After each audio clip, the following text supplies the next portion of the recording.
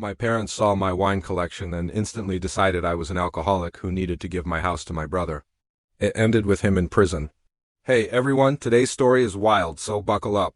If you like this kind of content, please hit that subscribe button. The channel's been a little quiet and your support really keeps me going. Let's get into it. I'm James, 30M, and I desperately need some perspective because I feel like I'm losing my mind. This whole thing has spun so far out of control that I'm genuinely questioning my own sanity. For context, I'm the senior analyst at an investment firm in Hartford. 2 years ago, after finally getting a promotion that came with the salary I'd been chasing, I bought my first home, a beautiful 1920s Victorian in West Hartford. It had original hardwood floors, crown molding, and, most importantly, a stone cellar that stayed perfectly cool all year round. The previous owner just used it for storage, but I immediately saw its true potential. I've been collecting wine since my junior year of college when I studied abroad in Bordeaux. What started as bringing home a few souvenir bottles quickly turned into a real passion. I studied viticulture, learned about terroir, and spent weekends visiting vineyards across New England. I'm not just some casual collector. I have my sommelier level 2 certification and I'm working on level 3. My collection now has about 800 bottles. Carefully curated over 8 years. Yes, I've spent roughly $40,000, which sounds like a lot until you break it down to $5,000 a year. That's less than what many people spend on golf or skiing. Some bottles cost $20, others significantly more. My prized possession is a 1982 Chateau Margaux. I bought at auction for $600, now worth almost $2,000. Here's the crucial part. I drink maybe 2 glasses of wine a week. Sometimes 3 if I'm hosting a dinner party. I track everything in my cellar. Journal what I drink, when, with what meal, tasting notes. It's all part of the hobby. I probably drink less alcohol than most people who grab a 6-pack every weekend. Last month, my parents, Edward 62M and Susan 60F, visited for the first time since I finished renovating the cellar. I'd spent 6 months installing climate control, custom racking, proper lighting, and even a small tasting area with a granite counter and bar stools.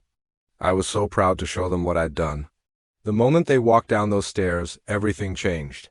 My mom's hand flew to her mouth and my dad's face darkened. They exchanged looks I hadn't seen since I was 17 and came home past curfew. James, my mother said slowly, what is all this? I enthusiastically explained everything, the organization system, the temperature zones, how I'd researched optimal humidity levels. I showed them my inventory spreadsheet and even pulled out a nice bottle of Burgundy to share over dinner. They wouldn't even taste it. Instead, they sat me down in my own living room like I was a child needing an intervention. My mother's eyes were actually tearing up as she said, James, no normal person needs 800 bottles of alcohol. This is hoarding behavior combined with addiction. I tried explaining, showed them articles about wine collecting as an investment. Pulled up the Wine Spectator website and showed them my cellar journal, proving I'd only opened 12 bottles in the past 3 months, mostly for hosting friends. My father's response chilled me. Addicts always keep detailed records to convince themselves they're in control. Your grandfather did the same thing with his whiskey bottles? My grandfather had been a real alcoholic, lost his job and family, and died of liver failure at 58. The comparison was insulting and incredibly painful. But here's where it got truly insane. They pivoted from concern to something else entirely. You know, my mother said, wiping her eyes, your brother Michael has been having such a hard time. 3 kids in that tiny rental, Patricia working 2 jobs to make ends meet. And here you are, 1 person in this big house. I couldn't believe what I was hearing. My brother, Michael, 35M, is a high school history teacher who's made a series of questionable financial decisions. An expensive truck he couldn't afford, vacations on credit cards. His wife, Patricia, sells MLM products and loses money every month. Their financial struggles are entirely self-inflicted. What does Michael have to do with my wine collection? I asked. My father leaned forward. Son, you need help, real help. You could move back home while you get treatment, get your life together, and this house? Well, it would be put to better use with a family that's building something healthy. They wanted me to give my house to my brother, not sell it. Give it, because apparently my wine collection proved I was too unstable to deserve homeownership. We've already talked to a lawyer, my mother added. There are options when adult children need intervention, conservatorship, guardianship. We don't want to go that route, But if you can't see what this collection really is. I stood up and told them to leave. My mother cried harder. My father said I was choosing addiction over family. They left. But not before my mother pressed a brochure into my hand for a rehab facility specializing in high-functioning alcoholics. The next morning, my phone exploded. My brother had already started texting. Hey bro, mom and dad told me about your situation. I know this is hard to hear, but that cellar looks like something from Hoarders. Maybe this is a wake-up call. And honestly, with Benjamin starting school and the twins getting bigger, we really need more space. This could work out for everyone. Then I've been looking at your property on Zillow. That basement would make an amazing playroom once we clear out all those bottles. Then Patricia found some great studio apartments near mom and dad. Want me to send you links? The entitlement was staggering. He'd already mentally moved into my house. I responded once, there is no situation. I'm not an alcoholic. I'm not giving you my house. Please respect my boundaries. His response, denial is so sad to watch. We're here when you're ready to get help. For the next week, the bombardment continued. Daily texts from my parents with addiction resources, links to AA meetings, my mother calling my friends to express her concerns, and my father emailing me articles about functioning alcoholics. Michael sent me apartment listings for after treatment, and Patricia texted asking about my furniture for when you downsize. I started documenting everything, screenshots, saved voicemails, emails. Something told me I'd need evidence of their harassment. My mother even called my ex-girlfriend, Jennifer, who I'm still friends with. Jennifer called me laughing, saying, your mom just tried to stage an intervention for you over the phone. She said, you have 800 bottles of wine. I said, yeah. And he's had that collection forever. He drinks less than I do. But not everyone was supportive. Some extended family members started reaching out with concern. My Aunt Linda even posted on Facebook about praying for family members struggling with addiction. Everyone knew she meant me. The narrative was set. I was an alcoholic in denial, selfishly hoarding resources while my brother's family struggled. The truth, that I'd worked hard, saved money, invested wisely, and enjoyed a sophisticated hobby, was irrelevant. 3 weeks after that initial visit, things escalated dramatically. Update 1. 2 weeks later. They gave my brother a key and tried to steal my collection. I can't believe I'm writing this update. The situation has escalated beyond anything I could have imagined. I thought my family was just being overly concerned and greedy. I didn't realize they were capable of criminal behavior. After my original post, I took everyone's advice seriously. I changed my locks, installed security cameras, and documented everything. I even had a calm, boundary-setting conversation with both parents where I thought we'd reached an understanding. They agreed to respect my space and approach things differently. I should have known better when my brother kept texting about wanting to help and repeatedly asking when I'd be traveling for work. I had a business trip to Boston, an important client meeting I couldn't miss. I had mentioned it weeks ago during a family call before all this started. Usually I'm gone 3 days for these quarterly meetings. This time, the client canceled the second day of meetings due to a family emergency. Instead of staying in Boston alone, I drove back Tuesday evening. Pulling into my driveway at 8 p.m., I immediately noticed my brother's truck and Patricia's minivan. My front door was wide open, lights blazing throughout the house. My heart started pounding. Inside, I found Michael, Patricia, and 2 men. I didn't recognize loading wine from my cellar into boxes. They'd already filled dozens of boxes stacked by the door. My brother was in the cellar itself, working from my most expensive section. What the hell are you doing? I shouted. Michael looked up, not with guilt, but with a smile. James, you're back early. Perfect timing. We're just helping with your recovery. Mom said you were ready to take this step. Patricia was wrapping bottles in newspaper like this was completely normal. We're being so careful with everything. We found a dealer who specializes in collections like this. You'll get good money for treatment. The 2 men were apparently from a wine shop that bought collections. They had an invoice showing they were prepared to pay $30,000 for what they'd selected, easily $100,000 worth of wine at actual value. The bottles they'd chosen weren't random. They targeted my most valuable vintages, a 1982 Chateau Margaux, a 2005 Romanée-Conti, a case of 2009 Chateau Le Pin. Bottles I'd been saving for major milestones, my wedding, my children's births, retirement celebrations. Put everything back now, I said, pulling out my phone.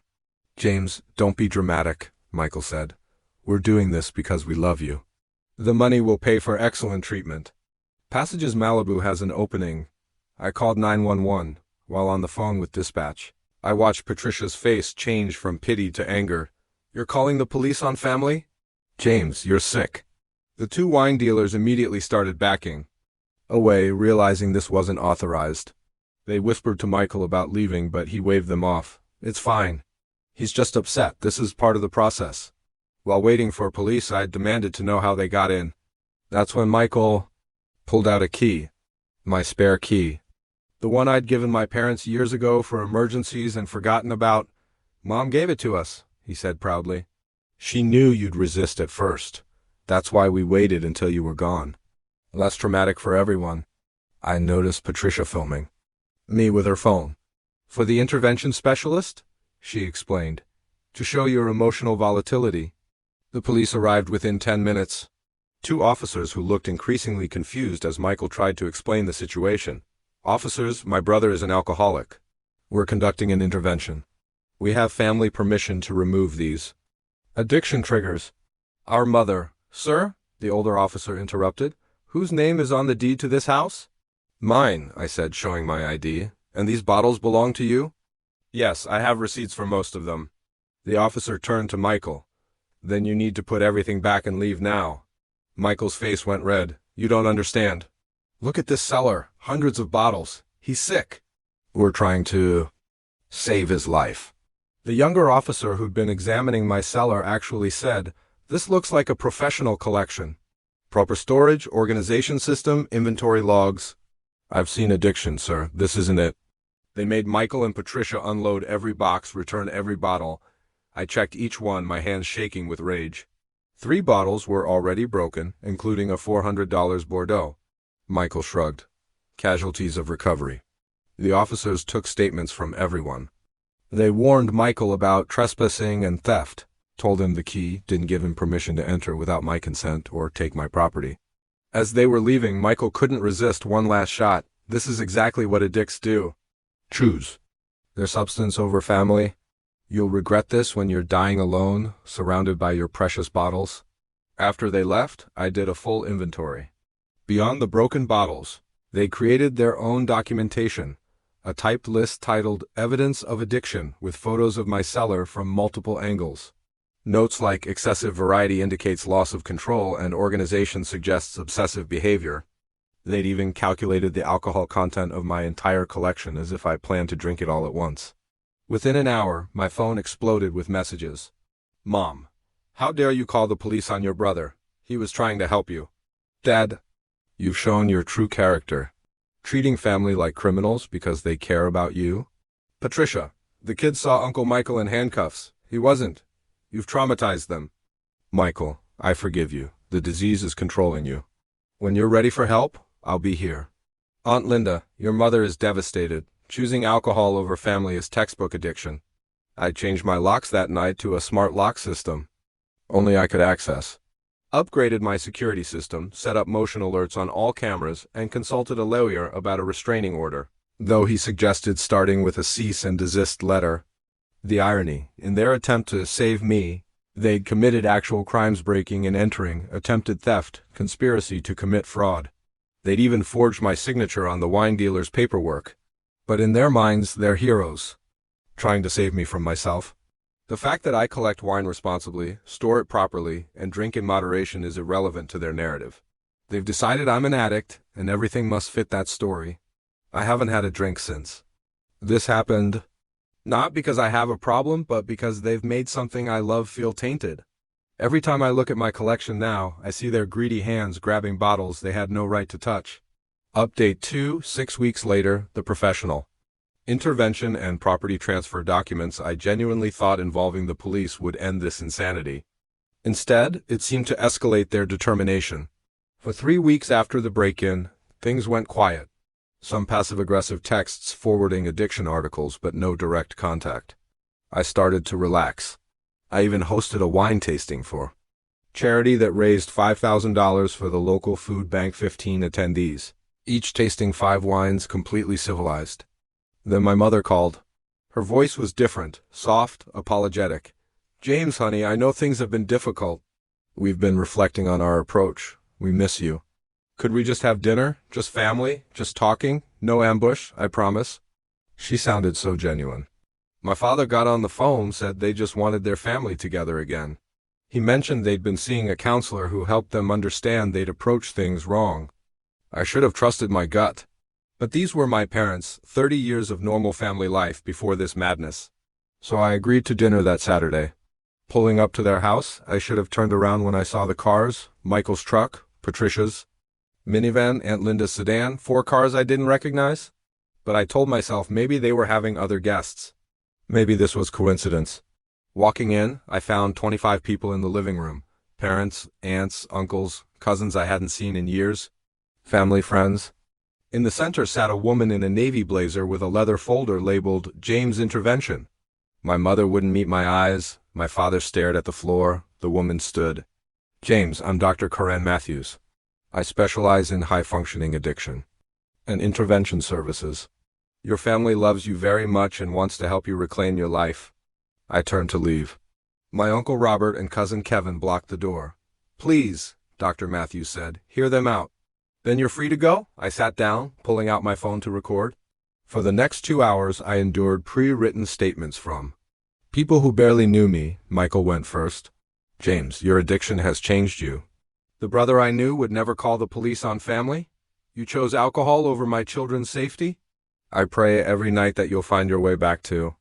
"Yes, Patricia. The kids ask why Uncle James loves his bottles more than them. Benjamin drew a picture of you at school. You were holding a wine bottle instead of his hand." My mother, crying, "I stay awake terrified I'll get the call that you've drunk yourself to death. I've already picked out what I'll wear to your funeral." My father, "You've become someone I don't recognize. Paranoid, isolated, violent, this collection has consumed you." Aunt Linda, who I hadn't seen in 2 years, at Christmas 3 years ago, "You talked about wine for 20 minutes. I knew then something was wrong." My cousin Ashley, who's 16, "I'm scared I'll end up like you, Uncle James, alone with an addiction. Instead of a family, even family friends." Nancy, my mother's book club friend, "Your parents are suffering. Good people watching their son disappear into a bottle." Robert, my father's golf buddy, "Real men face their problems. Using wine too.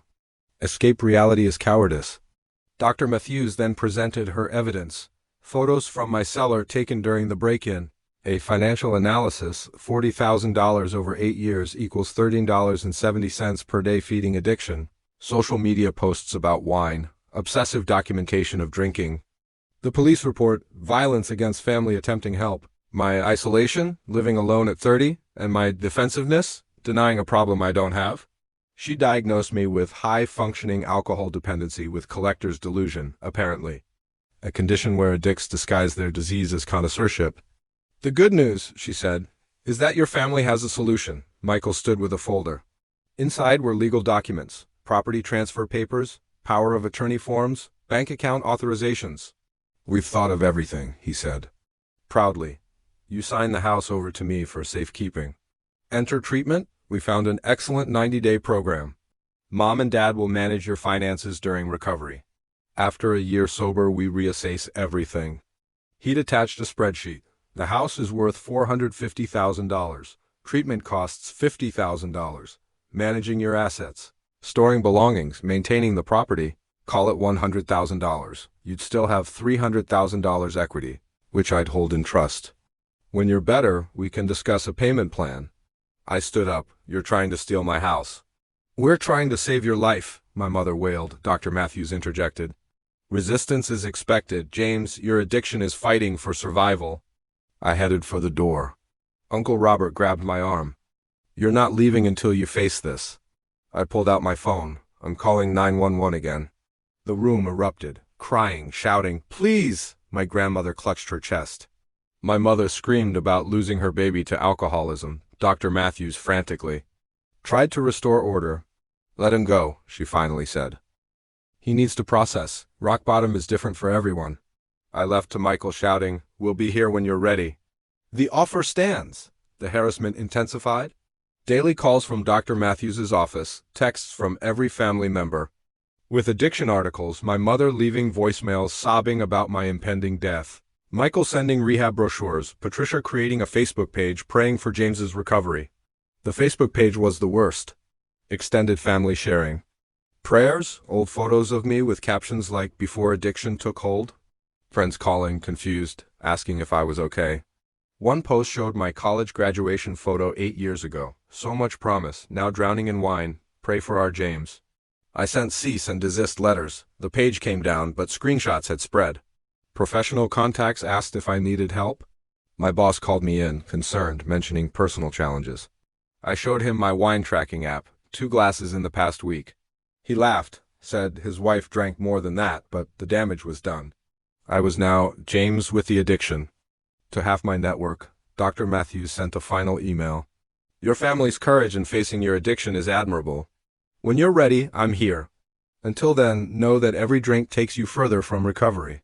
I responded once, I consume less alcohol than the CDC's definition of moderate drinking. Your intervention was attempted theft. Do not contact me again. Her response: denial so profound it includes statistical manipulation. Heartbreaking. Final update. 4 months later, they tried to sell my house through fraud. This will be my final update because this situation has reached a conclusion that still feels surreal. After the intervention disaster, I implemented every protection possible, restraining orders against Michael and my parents, a security system with 24/7 monitoring, cameras covering every angle. I changed jobs to one with less travel. I started therapy, not for addiction, but for the trauma from my family's betrayal. For 2 months, blessed, quiet. A few flying monkey cousins checked on my recovery, but nothing direct. I started healing. I even began enjoying wine again without their poison tainting it. Then Christopher, my neighbor, called on a Tuesday afternoon. James, there's a for sale sign in your yard and people touring your house. I was at work, 30 minutes away. I raced home to find a Century 21 sign planted in my lawn, a lockbox on my door. A realtor named Nancy was showing a young couple around my property.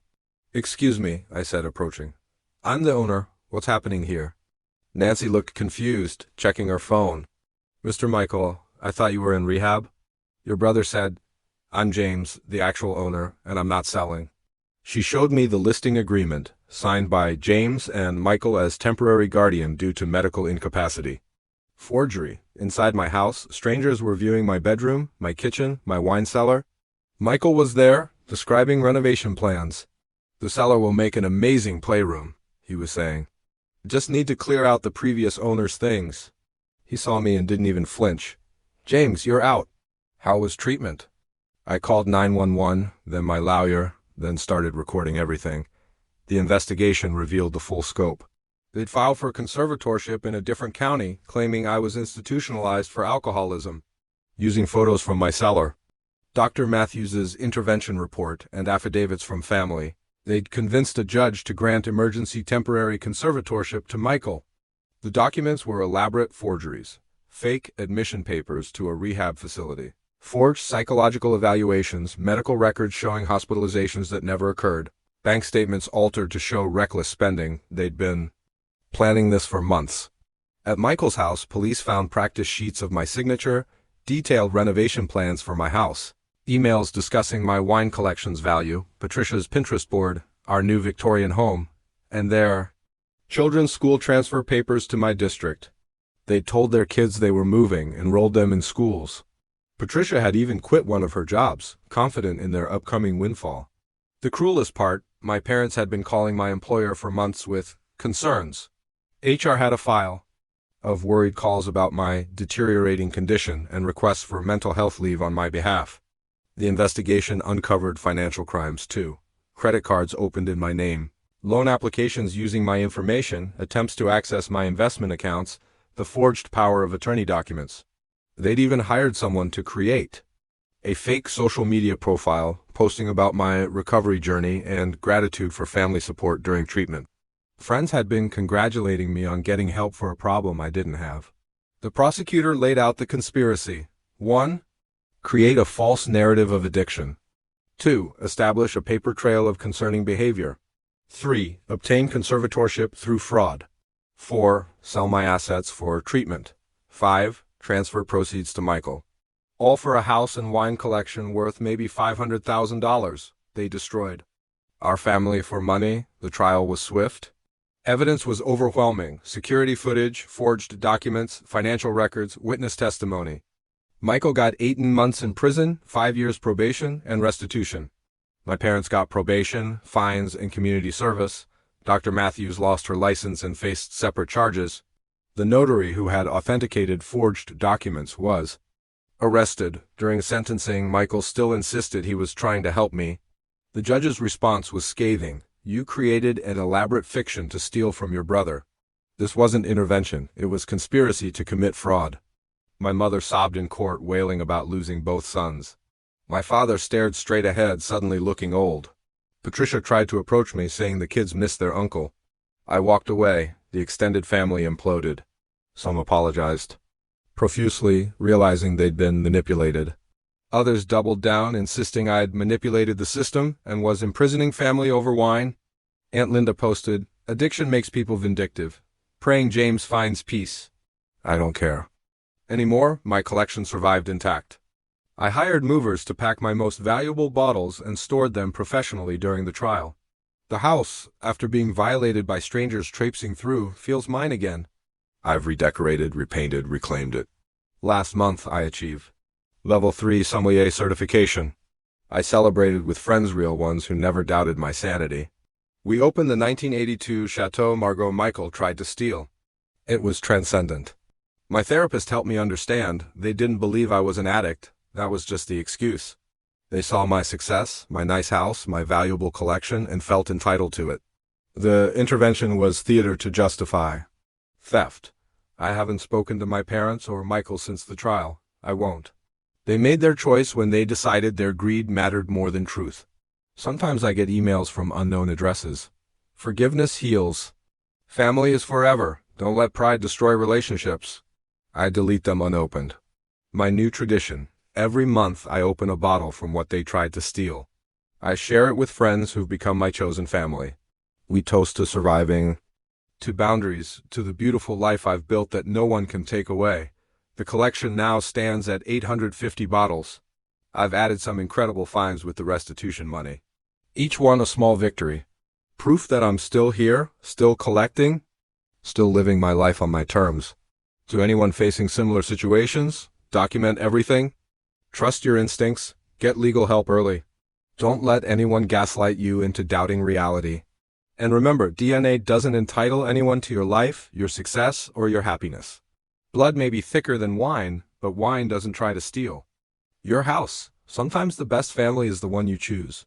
Sometimes the strongest thing you can do is walk away from those who refuse to see you as you truly are. Every sip tastes like freedom, and that's worth more than any relationship built on lies.